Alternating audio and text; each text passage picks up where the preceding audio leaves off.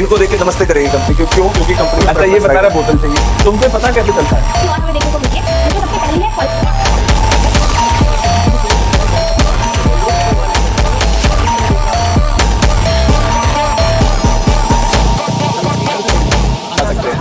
है मेरे 20 में से 20 प्लस आराम से 20 में से 20 प्लस।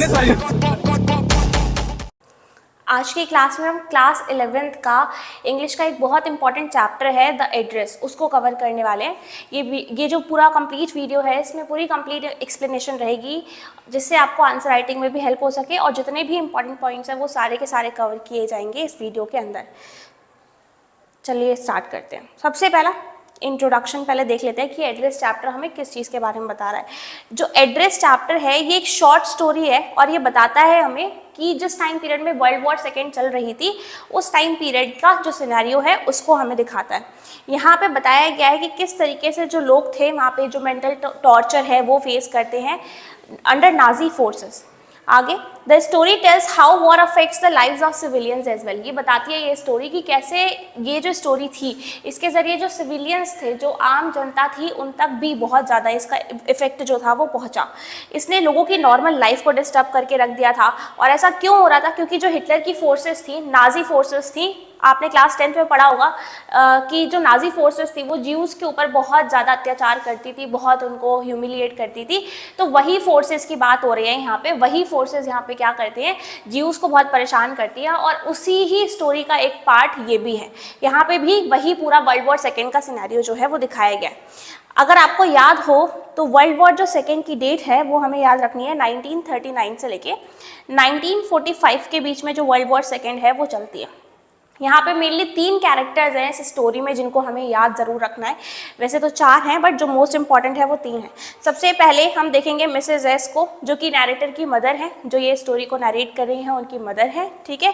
और जो ऑथर है स्टोरी की बेसिकली, ठीक है, द गर्ल मिसेस एस, और जो कि ये दोनों लोग जो हैं वो ज्यूज़ हैं, ज्यूज़ कम्युनिटी से बिलोंग करते हैं। फिर है मिसेस डॉर्लिंग जो इनकी नेबर हैं, जो इनके पड़ोस में ही रहती हैं, जिनके ऊपर ये भरोसा दिखाती हैं और अपना सारा सामान इनके पास रख कर जाती हैं।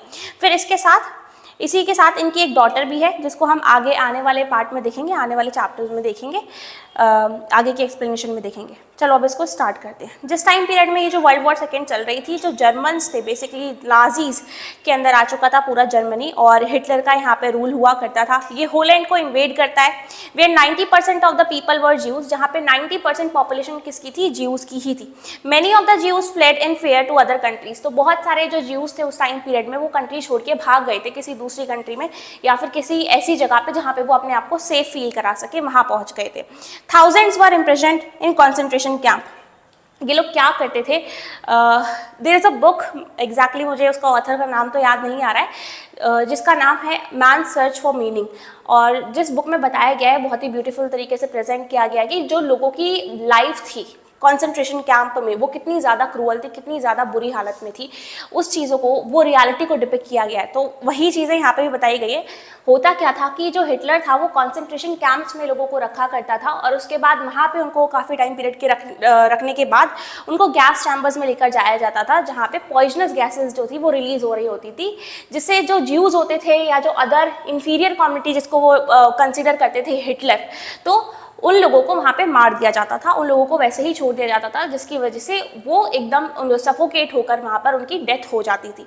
तो कॉन्सेंट्रेशन कैंप में इनको इम्प्रिजन किया जाता था, इनको कैद करके रखा जाता था। तो अब आगे बताया गया है कि एक विमेन है जिनका नाम है मिसेस एस और उनकी डॉटर जो नैरेटर भी है इस स्टोरी की, also had to leave their home. यही जो सारी सिचुएशन चल रही थी, इसी के बीच में ऑथर को और मिसेस एस को, जो उनकी मदर हैं, उनको दोनों को यहाँ से इस जगह को, अपने घर को छोड़कर जाना पड़ता है। The women left are all things with a women. यहाँ पे ये जितनी भी इनकी चीज़ें होती हैं वो सारी की सारी वो एक विमेन के पास रखकर चली जाती हैं, जिनका नाम था मिसेस डॉर्लिंग, जो कि इनकी पड़ोसी भी थी, इनकी नेबर में ही रहा करती थी, नेबरहुड में ही रहा करती थी, वो भी थी। Known to her after some time Mrs S died. होता क्या है, कुछ टाइम पीरियड के बाद जो मिसेस एस हैं उनकी तो डेथ हो जाती है, बट जो उनकी डॉटर है उसको अभी भी वो एड्रेस जो है वो याद होता है जहाँ पे वो रहा करती थी। After the war she came to town. अब होता क्या है, जब ये पूरी वॉर खत्म हो जाती है, उन लोगों ने यही सोचा होता है कि जब चीज़ें नॉर्मल हो जाएंगी तो ये लोग वापस अपने घर आएंगे। तो जैसे ही वॉर खत्म हो जाती है, मिसेस एस तो अब प्रेजेंट नहीं है, बट उनकी डॉटर जाती हैं वापस से उस जगह पे जहाँ पे ये लोग रहा करते थे। उनको अभी भी एड्रेस याद है, उस लड़की को अभी भी एड्रेस याद है और ये वहाँ पे जाती है with her mother. She went to meet the women, ये उस औरत से मिलने के लिए जाती हैं जिसका नाम था मिसेस डॉर्लिंग, जिसके पास इनकी मदर अपनी सारी की सारी इंपॉर्टेंट बिलोंगिंग्स को छोड़कर, प्रेशियस चीज़ों को छोड़कर गई थी।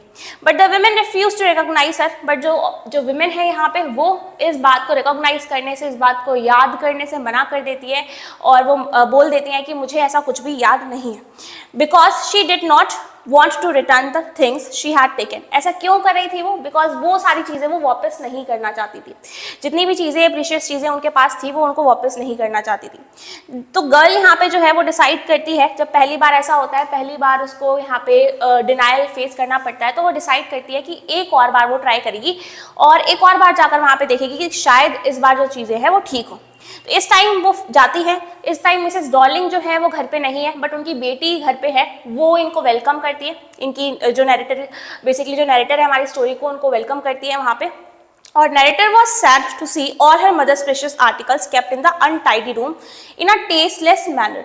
ये जो वर्ड है ये आपको बहुत ही अच्छे तरीके से याद रखने हैं कि यहाँ पे नैरेटर जैसे ही उस रूम के अंदर एंटर करती हैं तो देखती हैं कि जितनी भी चीज़ें हैं, जो भी मेरी मम्मी बहुत अच्छी तरीके से उनको संभाल के रखा करती थी, वो सारी चीज़ें बहुत ही अनटाइडी तरीके से, एक अनटाइडी रूम में, अनऑर्गेनाइज्ड वे में, टेस्टलेस मैनर में उनको ऑर्गेनाइज करके रखा गया है।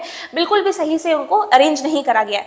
Then she decided not to recover them, but कुछ ना कुछ उनको एक सेंस ऑफ रियलाइजेशन होता है, जो आगे चैप्टर में हम देखेंगे कि उनको एक सेंस ऑफ रियलाइजेशन होता है जिसकी वजह से वो डिसाइड करती है कि वो अब इन चीज़ों को रिकवर नहीं करने वाली है, वापस नहीं लेने वाली है इनसे।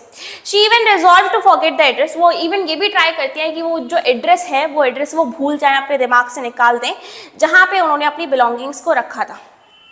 इस स्टोरी की थीम है, बेसिकली जो 4 थीम है वो बहुत ज़्यादा इंपॉर्टेंट है जो आपको याद रखनी है। पहली intimacy, then trust, hope and betrayal.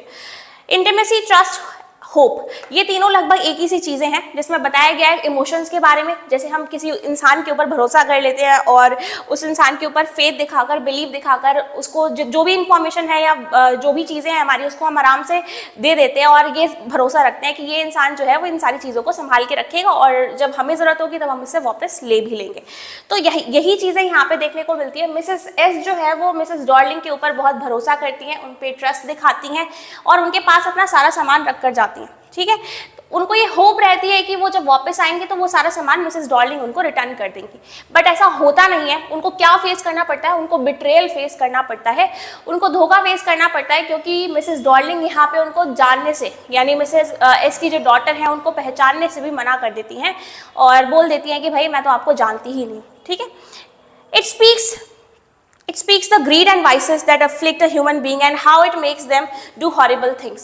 ये जो चीज़ें हैं दिखाती हैं लाइफ की रियलिटी को कि कैसे इंसान कई बार इतना ज़्यादा लालची बन जाता है, इतना ज़्यादा ग्रीडी बन जाता है लाइफ में कि वो सारे ट्रस्ट को, सारे रिलेशंस को भूल जाता है और वो जो लालच है उसको इतना ज़्यादा अपनी तरफ खींच लेता है जिसकी वजह से वो सारी जितनी भी इंपॉर्टेंस उस इंसान ने दी थी इनको, बेसिकली मिसेस डॉर्लिंग को, वो यहाँ पे भूल जाता है बिल्कुल। ठीक है, आगे हम इसको कवर करते हैं। यहाँ पे अब हमें याद रखना है कि जिस एड्रेस पे ये विजिट करने वाली है वो है 46 मार्कोनी स्ट्रीट। तो इस जगह का नाम हमें याद रखना है, ये है 46। ठीक है, अब यहाँ पे जो मिसेस एस की डॉटर है वो यहाँ पे दोबारा से होप लेकर आई है और वो सोच रही है कि अब वो वापस जाएंगी यहाँ पे और नॉक करेंगे। उनको अभी भी ये एड्रेस याद है, 46 मार्कोनी स्ट्रीट। ठीक है, ये जो एड्रेस है वो याद है जो उनकी मदर ने उनको याद कराया था। After the war had ended the narrator felt confident and safe enough to visit her old place. जैसे ये पूरी वॉर खत्म हो जाती है तो ऑथर डिसाइड करती है कि वो यहाँ पे रीविजिट करेंगी जाके। She started living in a small rented room. अब वो एक छोटे से कमरे में, एक रेंट के कमरे में, एक रेंटेड रूम में रहती हैं और यहाँ पे ये याद कर रही हैं अपने जितने भी पुराने टाइम हैं उनको याद कर रही है और वो डिसाइड करती है कि वो उस जगह जाएंगी जहाँ पे वो पहले रहा करती थी।